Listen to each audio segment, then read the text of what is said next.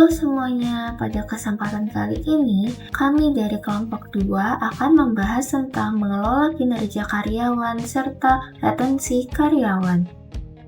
Topik utama yang akan kami bahas adalah bagaimana cara mengelola, menilai, serta mempertahankan karyawan dalam suatu organisasi. Berikut adalah nama-nama pemateri video ini. Tanpa berlama-lama, mari kita masuk ke pembahasan pertama. Baik, di slide pertama ini, saya akan menjelaskan tentang proses manajemen kinerja, yaitu bagaimana perusahaan mengelola kinerja karyawan secara berkelanjutan. Yang pertama, ada pengertian manajemen kinerja adalah proses terus-menerus untuk memastikan pekerjaan karyawan sesuai dengan tujuan organisasi.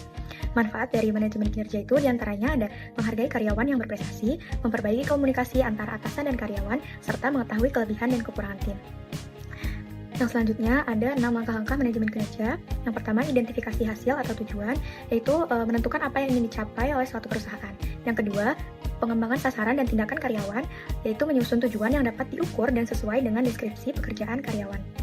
Yang ketiga, ada dukungan organisasi, yaitu memberikan pelatihan, sumber daya, alat, serta umpan balik berkelanjutan.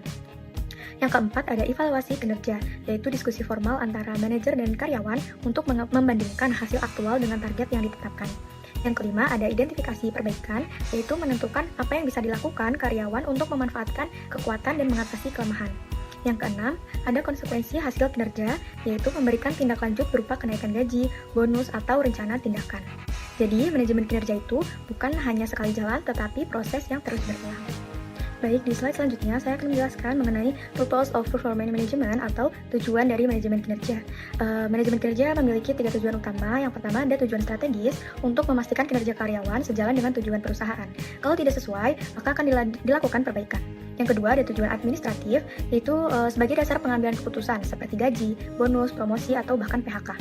Yang ketiga, ada tujuan pengembangan, yaitu untuk meningkatkan kemampuan karyawan melalui pelatihan agar lebih efektif di masa depan. Jadi, manajemen kinerja tidak hanya menilai, tapi juga membantu perkembangan semua karyawannya. Baik, slide ini saya akan menjelaskan mengenai kriteria for effective performance management atau kriteria agar manajemen kinerja berjalan dengan efektif. Ada beberapa kriteria. Yang pertama, sesuai dengan strategi atau strategic congruence, itu sistem kinerja harus sejalan dengan tujuan dan budaya organisasi serta menyesuaikan jika strategi berubah. Yang kedua, ada validitas atau validity, yaitu hanya mengukur hal yang benar-benar relevan tanpa memasukkan yang tidak penting atau melewatkan yang krusial. Yang ketiga, ada keandalan atau reliability, yaitu hasil penilaian harus konsisten baik antara penilai maupun dari waktu ke waktu. Yang keempat, ada keberterimaan atau acceptability, yaitu sistem harus terasa adil, mudah digunakan, dan dapat diterima oleh karyawan maupun manajer.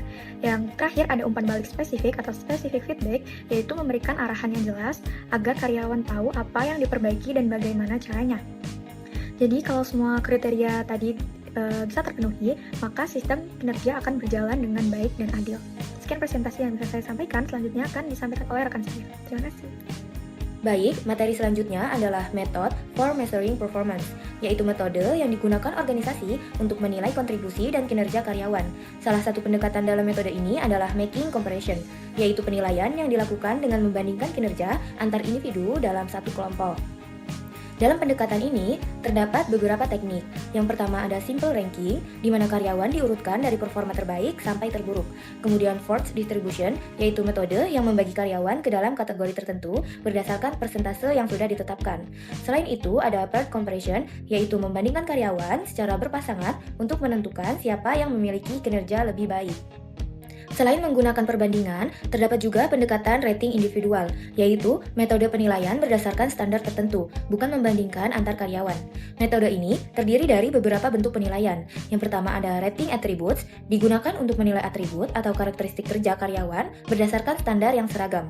Lalu rating behaviors, berfokus pada penilaian perilaku atau tindakan nyata karyawan di tempat kerja. Selanjutnya, ada measuring result yang menilai kinerja berdasarkan hasil atau pencapaian target kerja. Dan yang terakhir ada total quality management, merupakan pendekatan yang menekankan kualitas kerja, kepuasan pelanggan, dan perbaikan sistem secara berkelanjutan.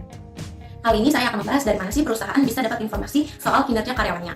Biasanya ada 3 sumber utama yang menjadi tumpuan. Yang pertama ada manajer atau supervisor. Ini sumber yang paling umum karena manajerlah yang memegang strategi dan memiliki wewenang untuk mengawasi timnya setiap hari. Mereka juga memiliki motivasi yang tinggi untuk memberikan nilai yang akurat. Karena suksesnya tim berarti suksesnya manajer juga. Yang kedua, rekan kerja. Nah, ini penting banget karena mereka lah yang sering melihat perilaku harian kita yang mungkin tidak dilihat oleh atasan. Mereka memiliki perspektif unik tentang bagaimana seseorang berkontribusi dalam tim. Yang ketiga ada bawahan atau subordinates. Nah, poin ini bukan tentang bagaimana bawahan menilai balik seorang atasan secara personal, namun lebih ke memberikan evaluasi objektif mengenai kualitas manajemen. Melalui perspektif bawahan, perusahaan bisa mengetahui apakah seorang manajer sudah menjalankan tugasnya sebagai pemimpin yang baik atau belum. Pada bagian ini, kita akan melihat bagaimana kinerja dinilai dari sudut pandang yang luas dan objektif. Yang pertama ada self-appraisal atau penilaian diri. Metode ini mewajibkan karyawannya untuk mengevaluasi pencapaiannya sendiri sebelum diskusi resmi dimulai. Selanjutnya umpan balik pelanggan. Untuk posisi yang fokus pada pelayanan, pelanggan adalah informasi paling valid karena mereka melihat kinerja secara langsung di lapangan. Data ini sangat membantu perusahaan dalam meningkatkan kualitas dan strategi pemasaran. Selanjutnya adalah pendekatan 360 derajat. Ini adalah metode yang menggabungkan seluruh sumber informasi, mulai dari manajer, rekan kerja, bawahan, hingga pelanggan untuk mendapatkan gambaran kinerja yang utuh, adil, dan akurat. Kesalahan pengukuran dan cara mengatasinya. Yang pertama, kesalahan distribusi. Ini terjadi jika penilai punya standar nilai yang tidak seimbang. Ada yang terlalu baik hingga semua orang diberi nilai tinggi, ada yang pelit nilai, atau ada yang cari aman hingga memberi nilai rata-rata ke semua orang. Yang kedua, ada efek halo dan horn. Jangan sampai kita menilai seseorang hanya karena satu poin saja. Efek halo saat satu kelebihan membuat hal lainnya terlihat bagus. Sedangkan efek horn saat satu kekurangan membuat semua pencapaian terlihat buruk. Yang ketiga, efek kemiripan. Terkadang ada kecenderungan seseorang memberi nilai tinggi karena ia merasa karyawan punya kemiripan dengan dirinya, misalnya dari segi hobi ataupun latar belakang. Baik, untuk materi selanjutnya, saya akan membahas mengenai giving performance feedback, yang mana adalah proses penyampaian hasil evaluasi kinerja kepada karyawan sebagai dasar perbaikan dan juga pengembangan. Feedback ini penting karena membantu karyawan memahami kekuatan dan juga kelemahan mereka, serta meningkatkan motivasi dan juga keterlibatan kerja. Dalam pelaksanaannya, pendekatan yang paling efektif adalah pendekatan problem solving. Pendekatan problem solving yaitu ketika manajer dan karyawan berdiskusi bersama untuk mencari solusi. Jadi bukan hanya sekedar menilai saja. Dari proses inilah kemudian muncul langkah berikutnya, yaitu bagaimana menemukan solusi atas masalah kinerja yang ada. Selanjutnya, dalam finding solution to performance problems, manajer perlu mengidentifikasi penyebab utama apakah berasal dari kemampuan atau dari motivasi. Jika kendalanya pada kemampuan, maka solusinya dapat berupa pelatihan atau coaching. Sedangkan jika pada motivasi, dapat diberikan apresiasi, penghargaan, atau dukungan kerja. Dengan demikian, feedback tidak hanya berhenti pada penilaian, tetapi juga berlanjut menjadi solusi untuk meningkatkan kinerja secara optimal. Di slide ini kita akan bahas tentang kepatuhan hukum dalam penilaian kinerja. Jadi perusahaan harus memastikan penilaian itu secara adil dan tidak melanggar aturan hukum. Karena akan ada dua resiko yang perlu dihindari. Yang pertama itu diskriminasi, di mana penilaian itu tidak objektif, misalnya beda standar karena gender atau hal pribadi. Yang kedua, pemecatan secara sepihak, yaitu memecat karyawan tanpa alasan yang jelas dan kuat. Supaya aman, penilaian harus fokus ke hasil kinerja, bukan karena sifat pribadi. Selain itu, sebaiknya melibatkan lebih dari satu penilai supaya lebih objektif, dan perusahaan juga perlu menyediakan sistem banding apabila karyawan merasa penilaiannya kurang adil. Selanjutnya, privasi dan pemantauan. Sekarang sudah banyak perusahaan yang menggunakan teknologi untuk memantau kinerja karyawan. Dari sisi positif, data yang didapat bisa lebih akurat dan bisa dipakai untuk evaluasi ke depannya. Tetapi dari sisi negatif, bisa mengganggu privasi karyawan dan membuat karyawan merasa tertekan karena terus diawasi. Jadi harus ada solusi yang etis. Perusahaan harus transparan menjelaskan mengapa ada pemantauan, dan yang paling penting data karyawan harus dijaga kerahasiaannya. Di slide ini kita akan bahas hubungan tentang pelatihan, pengembangan, dan karir. Pelatihan itu fokus ke masa sekarang, jadi karyawan dilatih supaya makin terampil di pekerjaannya. Lalu pengembangan lebih fokus ke masa depan, supaya menyiapkan tanggung jawab yang lebih besar. Sedangkan karir sendiri itu adalah perjalanan posisi seseorang. Jadi pelatihan dan pengembangan ini menjadi jalan menuju karir. Ada beberapa metode yang biasanya dipakai oleh perusahaan. Yang pertama itu pendidikan formal seperti kursus dan seminar. Kedua, asesmen untuk melihat potensi karyawan. Yang ketiga, pengalaman kerja langsung seperti proyek. Dan terakhir, hubungan interpersonal misalnya lewat mentoring atau coaching. Asesmen digunakan untuk memahami karyawan lebih dalam, misalnya tipe kepribadian, cara kerja, sampai hasil kinerjanya. Dari situ perusahaan bisa tahu apakah karyawan perlu pelatihan tambahan atau sudah siap naik jabatan. Keterampilan juga bisa berkembang dari pengalaman kerja langsung, contohnya menambah tanggung jawab di posisi yang sama, rotasi jabatan, atau ikut proyek khusus. Dari situ karyawan jadi lebih terlatih dan punya pengalaman yang lebih luas. Mentoring yang sukses itu punya beberapa kunci. Harus sukarela, jadi kedua belah pihak sama-sama mau. Ada kecocokan antara mentor dan mente. Terus harus juga ada kepercayaan, jadi pembicaraan tetap rahasia dan pastinya punya tujuan yang jelas. Selain mentoring, ada juga coaching. Di sini atasan atau rekan kerja berperan sebagai pelatih. Mereka memberi feedback, membantu mencari solusi, dan juga memotivasi supaya kinerja karyawan meningkat.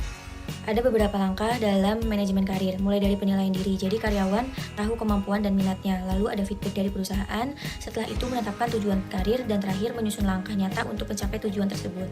Dalam pengembangan SDM juga ada tantangan, misalnya glass ceiling, yaitu hambatan untuk naik jabatan, biasanya diatasi dengan program keberagaman dan sistem yang adil. Lalu ada perencanaan suksesi, yaitu menyiapkan calon pemimpin dari dalam perusahaan, dan juga manajer disfungsional yang perlu ditangani dengan dilatih atau penyesuaian posisi. Assalamualaikum warahmatullahi wabarakatuh. Nama saya Alfarhan Taqiyuddin Halid dengan NPM akhir 122. Saya akan menjelaskan tentang employee separation atau pemisahan karyawan. Seleksi personel, pelatihan, dan kompensasi dirancang untuk menyediakan organisasi dengan karyawan berkinerja tinggi.